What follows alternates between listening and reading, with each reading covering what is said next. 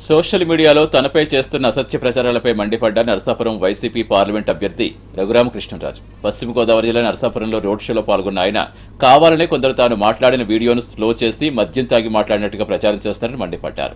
తనపై వస్తున్న ఆరోపణలపై ఎన్నికల అధికారికి పోలీస్ స్టేషన్లో ఫిర్యాదు చేస్తారని తెలిపారు. హైకోర్టులో రిట్ పిటిషన్ దాఖలు చేస్తారని తెలిపారు.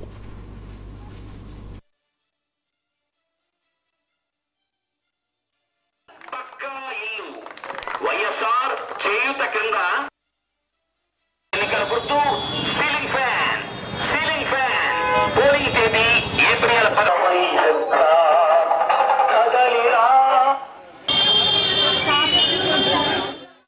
మొన్న భీమవరంలో ఇప్పుడు కూడా చూస్తున్నారు. నేను మాట్లాడేటప్పుడు కొంచెం మినిమం మూమెంట్స్ ఉంటాయి.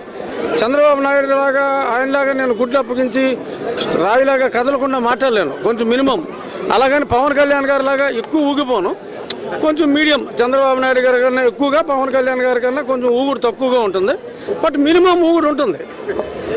నేను పగలంతా తిరిగి రాత్రి 8:30 సుమారు ఆ ప్రాంతంలో ఫ్యాన్స్ అందరూ కలిపి ఏర్పాటు చేసుకున్న ఒక సమావేశం, పవన్ కళ్యాణ్ గారు కాకుండా ఇతర హీరోల అభిమాన సంఘాల అధ్యక్షులు, వాళ్ళ అభిమాన సంఘాల సభ్యులందరూ ఒక మీటింగ్ పెట్టి జగన్మోహన్ రెడ్డి గారి నాయకత్వాన్ని బలపరుస్తామని చెప్పి వచ్చిన మీటింగ్కి నేను వెళ్ళినప్పుడు నేను మాట్లాడిన ప్రసంగాన్ని మార్ఫింగ్ అంటే వాయిస్ని స్లో చేసి, నేను మామూలుగానే స్లోగా మాట్లాడతా, అది ఇంకొంచెం స్లో చేసి ఏదో మత్తుగా మాట్లాడినట్టు, ఏదైతే మామూలుగా మాట్లాడేటప్పుడు కొంచెం మినిమం మూమెంట్స్ ఉంటాయో ఆ మూమెంట్స్ని కొంచెం స్లో చేసి, వాయిస్ని స్లో చేసి ఇలా ఊగినట్టు కాకుండా అలా తోలుతున్నట్టు ఒక ఫీల్ ఇచ్చి, వీడా ఇటువంటి తాగుబోతున మీరు ఎన్నుకునేది అని చెప్పి ఒక విష ప్రచారం నిన్న రాత్రి మొదలుపెట్టారు.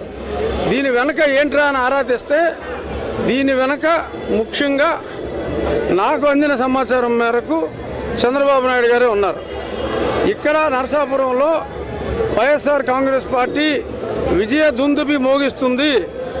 ఏదైతే పశ్చిమ గోదావరి జిల్లా వాళ్ళకి ఆయువు పట్టుగా ఉందో, ఇక్కడే వాళ్ళ ప్రాణానికి ముప్పు వచ్చింది అన్న పచ్చి నిజాన్ని తట్టుకోలేక చంద్రబాబు నాయుడు గారు, ఆంధ్రజ్యోతి రాధాకృష్ణ గారు కలిసి, ఇక్కడ ఏబిఎన్ ఉందో ఉన్నా పర్వాలేదు, టీడీపీ విషపుత్రికలు కొన్ని ఉన్నాయి, వాటిల్లో ఇస్తారు. డైరెక్ట్గా ఛానల్లో వేస్తే ఇబ్బంది అని, మళ్ళీ కేసులు ఇలాంటివి ఉంటాయని చెప్పి ఒక సోషల్ మీడియాలో ముందేసి వాళ్ళే దాన్ని 1000 మందికి 10,000 మందికి పంపి సోషల్ మీడియాలో హల్చల్ చేస్తున్న వీడియో అని మళ్ళీ అదే ఆంధ్రజ్యోతిలో వేసి ఈ డ్రామా అంతటికి తెరలే